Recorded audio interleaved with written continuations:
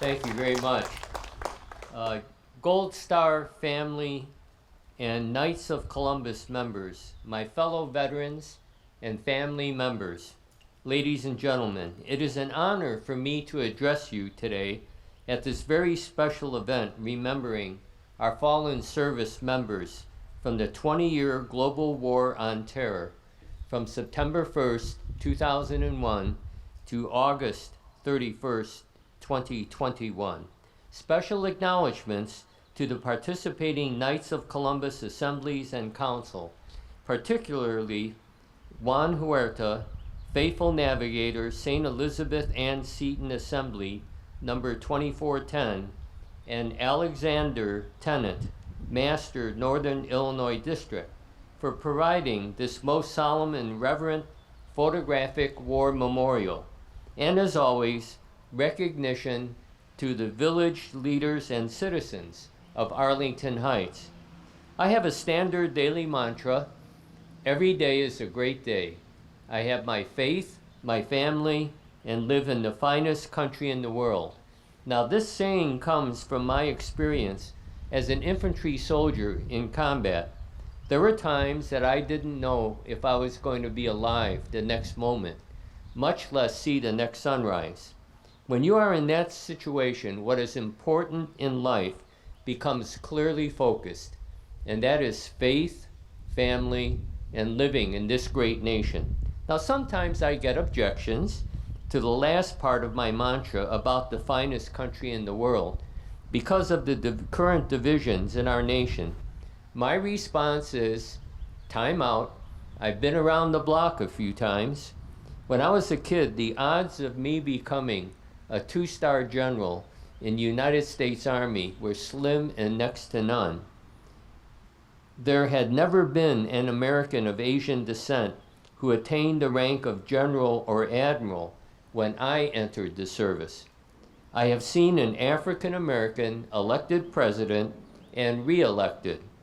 When President Kennedy was elected, that was a big deal in our country. But today, many young people don't even know why. Why? Because he was Irish Catholic. Today, that's not even an issue. So what does that mean? What does that tell you? In my lifetime alone, there have been tremendous improvements in equal rights and race relations in our country. In fact, in terms of equal opportunity and freedom, we are actually the least racist and largest multicultural nation in the world. Do we still have problems? Of course. But the proof is in the pudding. We have millions more people wanting to come into our country than the minuscule few who want to leave. We have every reason to be proud to be Americans. Now, last week, my wife and I attended a performance of The Sound of Music at the Marriott Theater in Lincolnshire. It was a wonderful show with an unexpected reaction on my part. As I listened to the lyrics and music, especially of Climb Every Mountain, I was moved to tears as I was relating to the defiance of the loyal Austrians to the invasion of Nazis, to that of the Ukrainians today, to the unprovoked war by the Russians. It brought to my mind the sacrifices of men and women of our nation's armed forces, from the Revolutionary War to the present. Now, what is this heritage that drives our citizens to willingly take up arms to defend its principles? The United States of America is the most successful multiracial society in the history of the world by the creation of a nation not based on individual ethnic or racial identities, but on the revolutionary concept of a nation of free individuals that is a republic based on 3 key principles embodied in our nation's founding documents. First is a belief in a creator who bestowed unalienable rights to all humanity. Second is liberty, the freedom of individuals to determine their own destiny with limited government safety and security functions, but with guaranteed individual rights. The third is a republic, representing the interests of all individuals and states. Now, these principles are printed on every coin in our country, represented by the mottos: 1, in God we trust; 2, liberty; and 3, e pluribus unum, or out of many one. These are the foundations upon which our nation has thrived and prospered through the blessings of our Creator. These are the principles that have and still today attract millions of immigrants to our shores as the beacon of freedom and opportunity. This is what has motivated our generations of service members to voluntarily answer the call to the colors. As we look back and feel pride and patriotism, we must also look to caring for those today who have served. And for many, the war goes on. The suicide rate today among our military and veterans is epidemic, with the veterans alone dying by suicide being an estimated 22 plus per day, nearly 1 per hour. And the invisible wounds especially are complex, with numerous physical, psychological, social, and spiritual adverse effects that impact our military veterans and their families. The most well-known of these wounds are post-traumatic stress disorder, PTSD, traumatic brain injury, TBI, and military sexual trauma, MST. But one of the most serious, yet little publicized, of the invisible wounds is a condition called moral injury. Most of the public, and frankly some healthcare professionals, are not familiar with this term and its implications, and yet moral injury is a major factor in the alarmingly high rate of suicide among our military and veterans. However, I do need to emphasize that the vast majority of veterans returning to our communities are normal, well-adjusted individuals.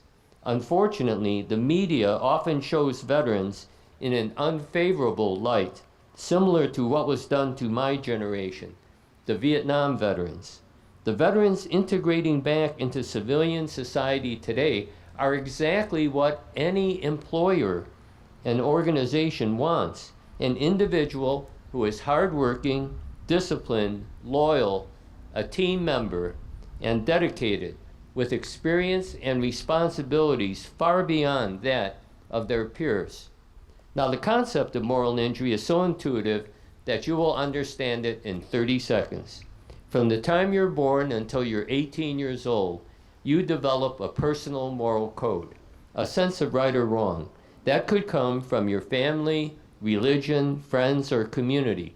Whatever the source, you develop a personal moral code.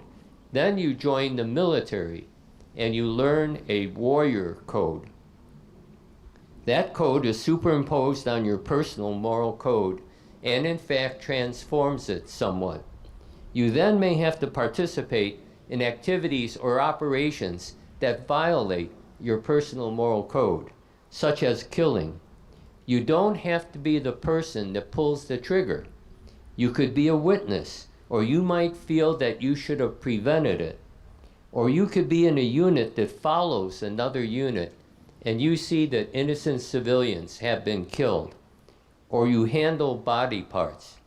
At that time, you sustain a so-called invisible wound of war, moral injury. It's not a physical wound. You can't see it. But military operations are constantly moving, and you don't have time to stop and think about it. So what do? You bury it. You suppress it. And it becomes unresolved grief and shame. Then you return to the States, often to a civilian community such as Chicago or Arlington Heights that does not understand the military culture or the issues that you are facing, and then the moral injury bubbles up to the surface.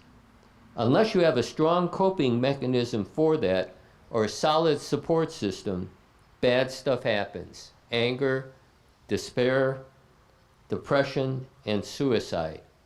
And the insidious effects of the COVID virus has dramatically increased isolation within our society by preventing social interaction.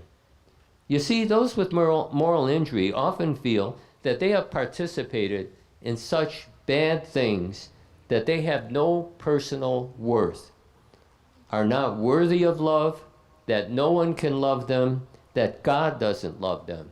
That's why many veterans do not talk about their war experiences. They are fearful that they will lose the respect of their loved ones, and at the same time desire to shield them from having to share the moral injury themselves. Many veterans also feel that civilians can never understand because they did not experience it. For over a decade, I have had the honor to lead a faith-based nonprofit called Military Outreach USA, serving our military community.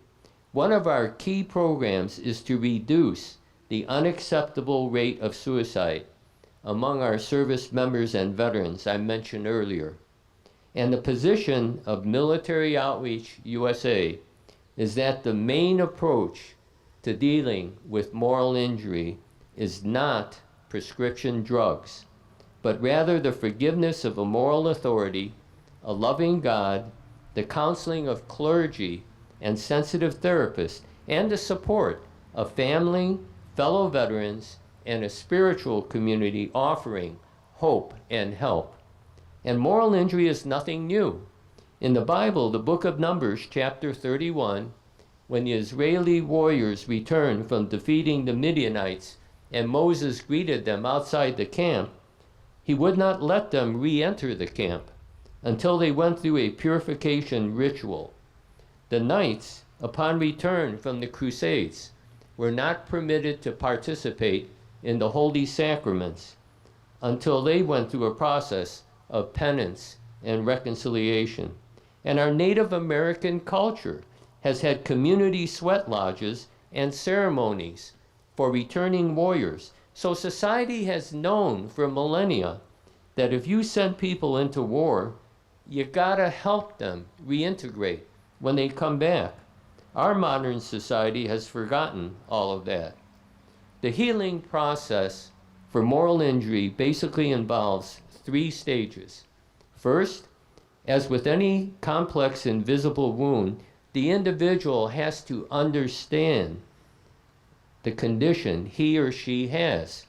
I can't tell you how many times veterans have come up to me after a presentation and thanked me because they had been told they had PTSD and they knew that was not their main problem. It's like a light bulb went on. So now they can move to the second healing stage, which is to seek and receive forgiveness. This can come from clergy or working with sensitive therapists. This stage is complicated and can be resolved in a short time or require extensive effort and time to resolve. And the final stage is to rebuild the lost sense of self-worth I mentioned earlier. And one of the best ways to rebuild that lost sense of self-worth is by serving others through volunteering. And what better way to serve others than to serve other veterans? We have combined with another veterans faith-based nonprofit called Stand By Me Heroes with the motto, when you can't run, you walk. When you can't walk, you crawl. When you can't crawl, we will carry you. We have veterans who walk alongside those dealing with invisible wounds of war, and we call them foxhole soul counselors. They are not licensed social workers or psychologists, just veterans who are there to listen and offer hope, comfort, and help if requested. We often call our offices Dunkin' Donuts, and our programs have made an impact on reducing suicides. Last fall, 2 Marine Corps veterans of Afghanistan publicly testified to the successful intervention of one of our Stand By Me Heroes teams.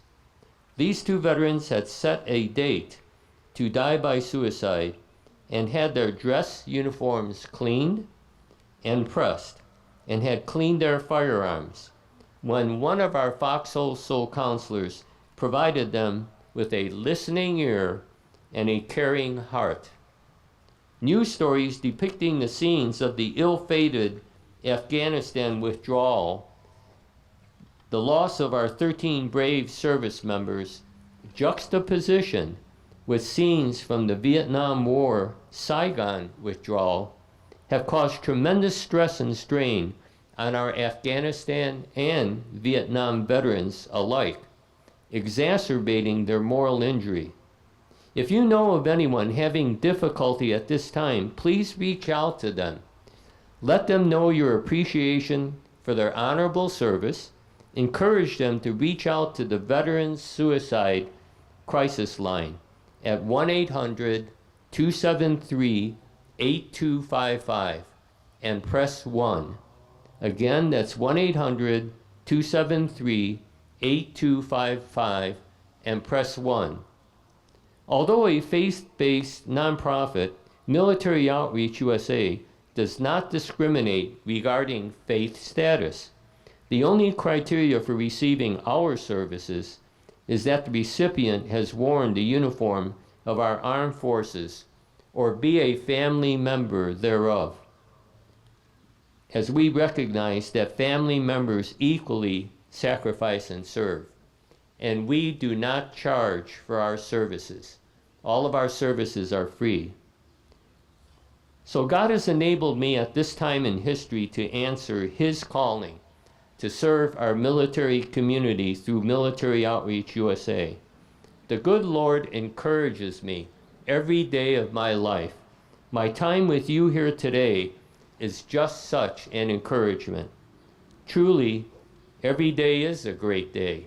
I have my faith, my family, and live in the finest country in the world. Thank you very much.